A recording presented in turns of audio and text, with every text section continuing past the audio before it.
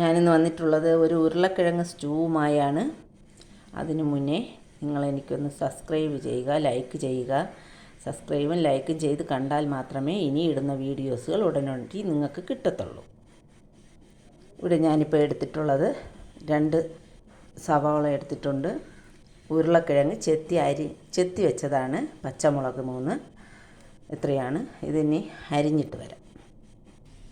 ഉരുളക്കിഴങ്ങ് അരിഞ്ഞെടുത്തിട്ടുണ്ട്. നമുക്ക് ഈ കട്ട് ചെയ്തെടുത്തതിന് ഒരു കുക്കറിലേക്കിടാം. കുക്കറിലേക്കിട്ടതിന് ശേഷം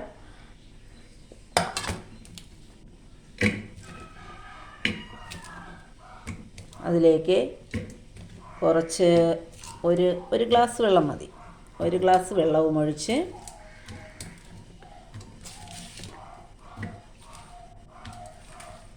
പച്ചമുളക് 2ആയിട്ട് മുറിച്ചിട്ടാൽ മതി.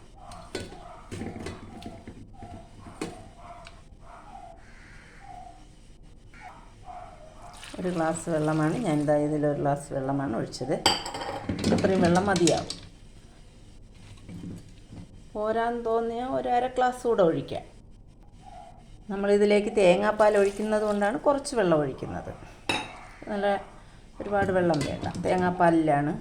പിന്നെ ഇതിൽ ഇനി കുറച്ച് ഉപ്പ് പൊടിയും കൂടെ ഇടണം. ഒരു കണക്കിന് നമ്മളെ കണക്കിനിട്ടാൽ മതി. അപ്പോൾ നമുക്ക് മൂടാം. അത് ഒറ്റ വിസിലല്ലെങ്കിൽ 2 വിസിൽ കൊടുക്കാം.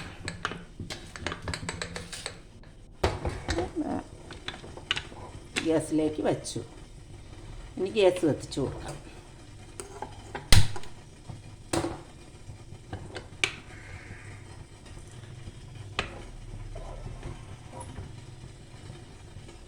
ഇനി അത് വെന്ത് വരട്ടെ. അപ്പോഴത്തേക്ക് നമുക്ക് തേങ്ങാപ്പാൽ എടുക്കാനുണ്ട്. നമുക്ക് കുക്കറിൻ്റെ മൂടി തുറന്ന് നോക്കാം. ഇവിടെ നന്നായി വെന്തിട്ടുണ്ട്. കണ്ടോ, നന്നായി വെന്തിട്ടുണ്ട്. ഇതിലേക്ക് നമുക്ക് ആവശ്യമായ മഞ്ഞൾപ്പൊടിയും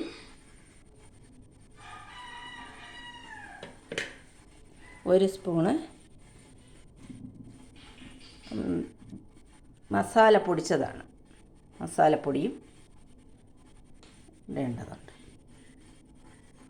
അതിന് ശേഷം ഒരു ചട്ടി വെച്ചിട്ട് അതിലേക്ക് ഒരു വറ്റൽമുളകും പൊട്ടിച്ചിട്ട്, ഗ്യാസ് കത്തിച്ചിട്ടില്ല, എണ്ണ ഒഴിച്ചു, വറ്റൽമുളക് ഇട്ടു. ഇനി അതിലേക്ക് കടുക് ഇട്ട് കരിവേപ്പില ഇട്ടു പൊട്ടിച്ചതിന് ശേഷം നമുക്കത് ഒഴിക്കാം. വേവിച്ച് വെച്ചേക്കുന്ന ഉരുളക്കിഴങ്ങും സവാളയും പച്ചമുളകും അതിലേക്ക് ഒഴിക്കാം. മുളക് നന്നായി മൂത്തു, കടുക് ഇട്ട് കൊടുക്കാം.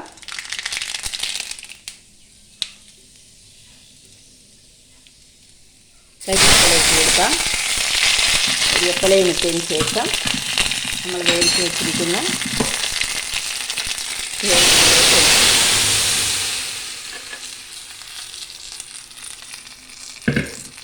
പിന്നെ വേഗം വയ്ക്കുമ്പോൾ തന്നെ മഞ്ഞൾപ്പൊടി ഇട്ട് വേവിക്കുന്നവരുണ്ട്. ഞാനിപ്പോൾ മഞ്ഞൾപ്പൊടി ഇട്ടിട്ടില്ലായിരുന്നു. ഞാൻ മഞ്ഞൾപ്പൊടി ഇപ്പോഴാണ് ഇട്ടത്. അങ്ങനെ വേണമെന്നുള്ളവർക്ക് അങ്ങനെ ചെയ്യാം. ഇവിടെ ഇനി ഇതിലേക്ക് ഒന്ന് തിളച്ചതിന് ശേഷം ഒന്ന് ചൂടായിട്ട് അതിലേക്ക് തേങ്ങാപ്പാലും കൂടെ ഒഴിക്കും. അത് തിളച്ച് തുടങ്ങി.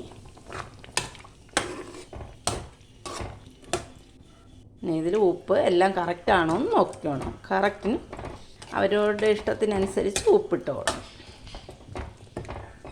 ഇപ്പോൾ 1 സ്പൂൺ ഇടാൻ പറഞ്ഞാൽ നിങ്ങൾ 1 സ്പൂൺ വാരിയിടും. ചിലപ്പോൾ കൂടിപ്പോവും, കുറഞ്ഞു പോവും. അതുകൊണ്ടാണ് അവരവരുടെ ഇഷ്ടത്തിനിടാൻ പറഞ്ഞത്. പിന്നെ സ്റ്റൂ വയ്ക്കുന്ന 2-3 ഐറ്റം സ്റ്റൂ ഉണ്ട്. പക്ഷെ ഞാൻ വയ്ക്കുന്നത് ഇപ്പോൾ ഇങ്ങനെ പെട്ടെന്ന് തയ്യാറാക്കാൻ പറ്റിയ ഒരു സ്റ്റൂ ആണ് ഞാനിപ്പോൾ തയ്യാറാക്കിയത്. ഗ്രീൻ പീസും ക്യാരറ്റും എല്ലാം ഇട്ട് വയ്ക്കുന്ന സ്റ്റൂ ഉണ്ട്. ബീൻസ് എല്ലാം ഇടുന്നതും ഉണ്ട്. അത് ഞാൻ ഇനി വേറൊരു ഇതിൽ കാണിച്ചു തരാം, വേറൊരു വീഡിയോ ഇടാം. ഇവിടെ 1 ഗ്ലാസ് തേങ്ങാപ്പാലാണ് ഞാൻ എടുത്തിട്ടുള്ളത്. ഒരു തേങ്ങ പൊട്ടിച്ചിട്ട് പകുതിയാണ് തേങ്ങാപ്പാലിനെടുത്തത് ഞാൻ. പിന്നെ വലിയ തേങ്ങയാണെങ്കിൽ അത്രയും വേണ്ട. ഇത് നമുക്ക് ഈ തേങ്ങാപ്പാൽ ഇതിലേക്ക് ഒഴിക്കാം.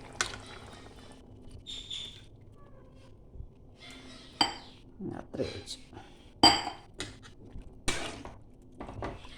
തേങ്ങാപ്പാൽ ഒഴിച്ച് കഴിഞ്ഞാൽ പിന്നെ സ്റ്റൗ ഓഫ് ചെയ്യുക. പിന്നെ തിളയ്ക്കരുത്. തിളച്ചാൽ അതിൻ്റെ രുചി കാണില്ല, അത്രയും രുചി കിട്ടില്ല. അത്ര നല്ല രുചിയുള്ള സ്റ്റൂ ആണ്. പെട്ടെന്ന് തയ്യാറാക്കാൻ പറ്റിയതാണ്. നല്ല നാടൻ സ്റ്റൂ ആണ്. സ്റ്റൂ ഇവിടെ തയ്യാറായിട്ടുണ്ട്. നിങ്ങൾ ഒരു ലൈക്ക് ചെയ്യുക, സബ്സ്ക്രൈബ് ചെയ്യുക, ഷെയറും ചെയ്യുക. എങ്കിൽ മാത്രമേ ഞാനിടുന്ന വീഡിയോസുകൾ നിങ്ങൾക്ക് കിട്ടുകയുള്ളൂ. ഉടനടി കിട്ടാൻ വേണ്ടിയിട്ടാണ്. അടുത്ത വീഡിയോസുമായി ഉടൻ തന്നെ ഞാൻ വരുന്നതാണ്. ബായ്.